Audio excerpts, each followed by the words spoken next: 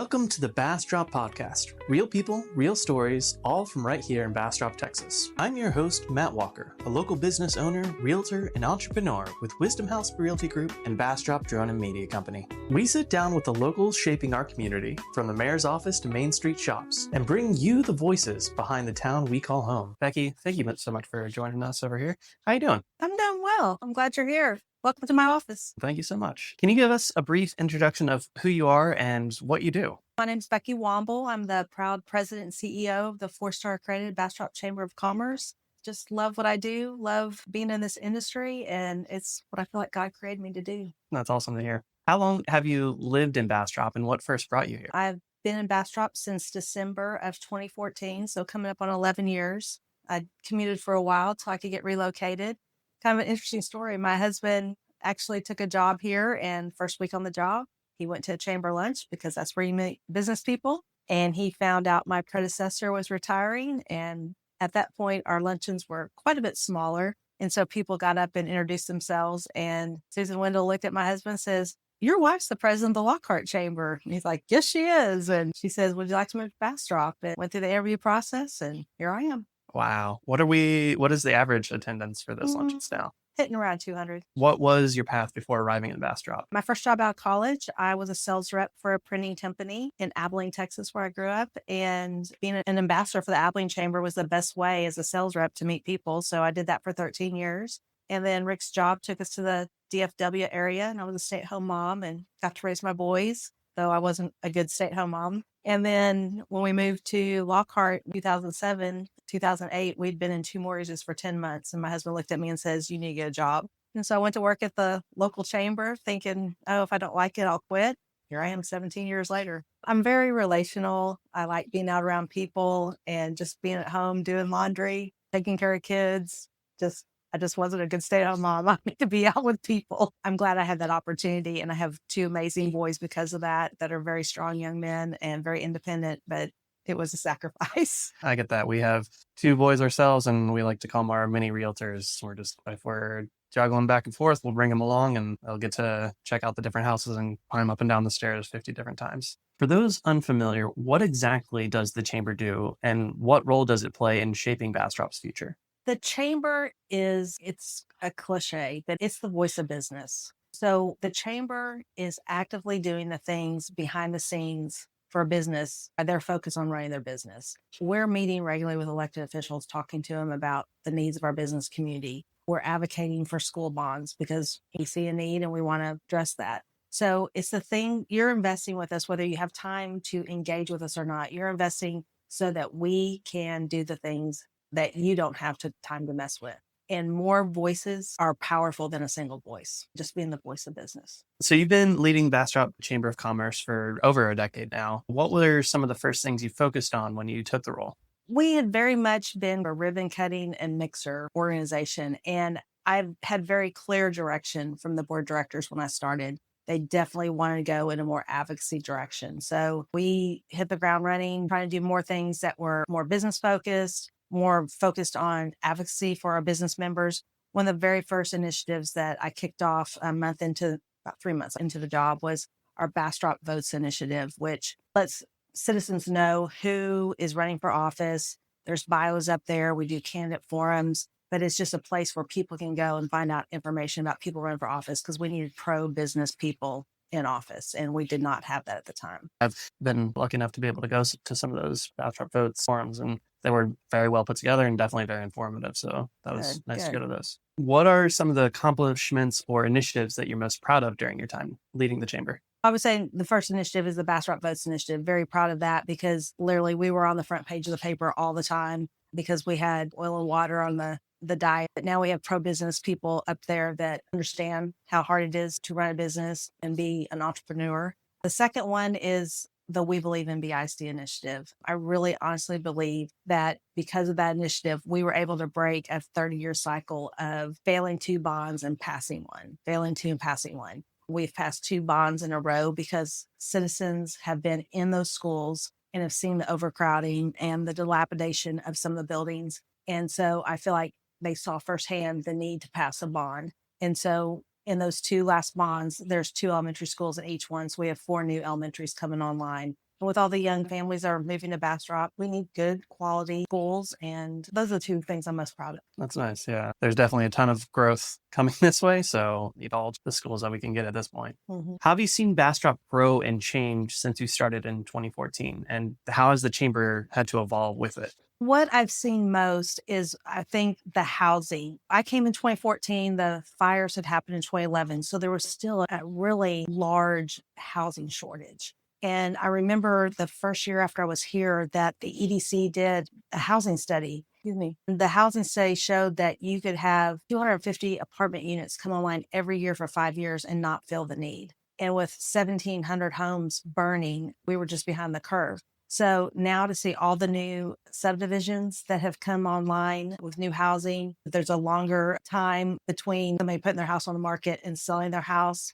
Literally, when I was looking for a house, if you got in, you better put an offer in while you're staying in the house, or otherwise you were going to lose a home. So that is number one. But number two is all the retail development, especially in the last year, with the Sendero project coming online and the Burleson Crossing East and all that new retail, new restaurants, medical. That's what's been really amazing. The overpass and the new roads over the river. That's another one. How do you think the chambers had to adjust, or has it had to adjust with all that growth? Yeah, I think we've had to be, again, more focused on advocacy and really communicating with our elected officials and our governmental bodies on what our business community needs, especially when it comes to B3 code that was passed in 2019. What's your personal approach to leading a team and serving the business community? I'm very relationship oriented. So I treat my team as my family because I honestly spend more time with them than I get to with my husband sometimes. But I guess because I grew up as a military brat and moving around some, I always want people to feel included because I knew what it was like to have to adapt and feel part of the community. And I don't want people to feel that way. Not everybody's got those coping mechanisms. So I want a business to feel engaged and connected with us as soon as they join the chamber. So if I see somebody at luncheon sitting by themselves, I'm getting an ambassador or a staff person to go over there and make sure that person feels welcome and a part of the community. And just never assuming that someone knows who I am or somebody on my board or who my staff is. So again, just leading and trying to be inclusive of anybody who's a member. Even the people that aren't members, I want them to feel included. You've served in leadership at the state level as well. What has that experience taught you and how has it benefited Bastrop? At the state level, I think it's just put us on the map a little bit more. Not that we needed any help with people like Elon Musk. People know where Bastrop is, being an advocate for Bastrop and just building those relationships across the state. For small business owners listening, what's one piece of advice you'd find yourself giving again and again?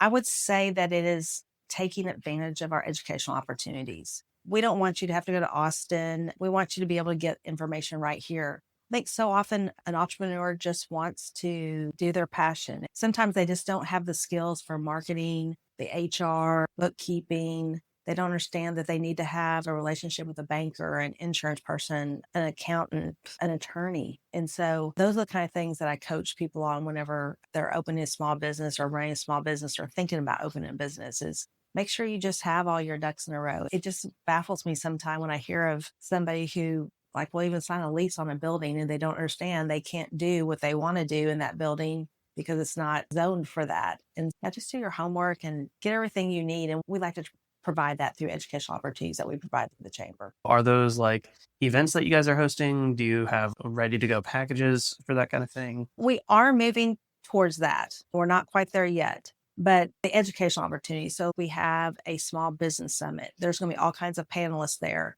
that will share all kinds of great information from technology to financing your business. And then we have succession planning and customer service training. It might be a session on QuickBooks, how to do QuickBooks. Our luncheons, if you just want to come to a lunch, you got to eat anyways, but at our luncheons, we'll try and provide some kind of informational thing so you know what's going on with your government, what legislation's been passed. Maybe it's about our new health department.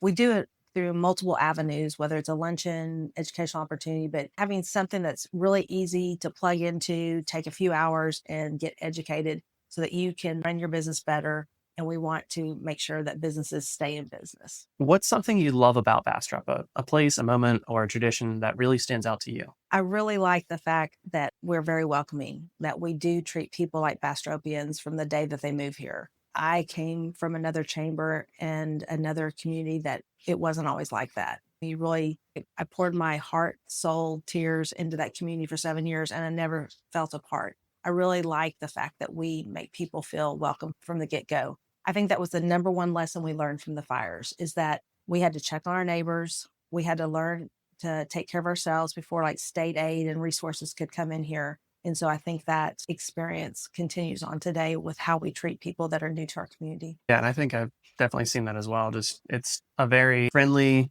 inviting community, but also if you want to, it's very easy to just walk down Main Street and get to start knowing different people who are in the shops or doing the shopping. So one thing I really hope that gets restarted, that's a tradition, and you may not have heard of this, but since the bridge has been closed, bridge spits have gone by the wayside because you can't get on the bridge. So now that they're rehabbing the bridge, I'm really hoping that we can restart that tradition and we can start giving out certificates for bridge spits again. what is a bridge spit? You go and you spit off the bridge. It's just fun. So we used to put them up for auction at the chamber banquet, but we haven't been able to do that the last few years with the bridge closed. So I hope that's a tradition that gets restarted. I have not heard of that one. That's hilarious. What are the current plans with the bridge? I know that they're working towards it, but do they have any sort of timeline? Yes, I'm thinking the spring of 2026, I believe, is when it's supposed to be done.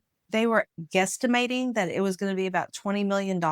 I think the bid came in at 8 because of all the cuts, like on the federal level. I think there's some contractors that were really heavy or hungry for business. And so the rest of the money that was allotted for the rehab of that bridge is going to be able to be used and utilized for other park improvements. So it was exciting because it was going to cost almost as much to take it down as it was to rehab it. Okay, interesting. And it's a very iconic part. You can look at any website. You can look at our website, and on our website, it has a picture of the bridge. It's just iconic. When I heard that they were refurbishing it, I was like, okay, that's awesome. Because to your point, it is one of the main icons of Bastrop. It turned 100 in 2023. Wow, 100. That's awesome. So what's next for the Bastrop Chamber? It is definitely applying for a 5-star accredited chamber. We were very proud that we got 4 stars our very first time to apply in 2023, but we want to be better. And so 5-star is the top, and that's what we plan on being. What is the difference between any of the stars?